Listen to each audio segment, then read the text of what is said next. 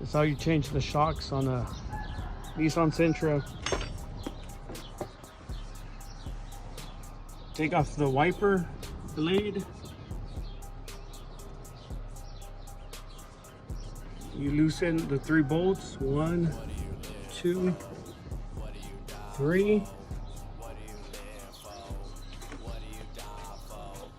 On the opposite side, you can take off the blade as well, so you can remove this. 1, 2, 3.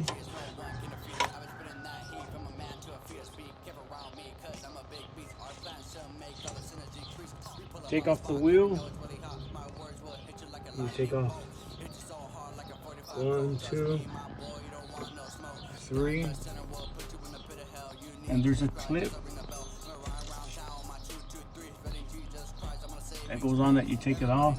You take this one off, this one, this one.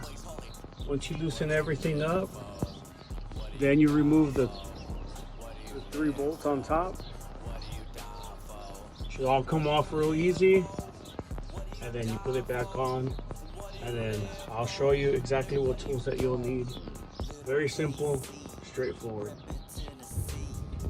And to get the sway bar link in, what I did is I pushed down, and it was able to go back in. And you just put the lug nut back on.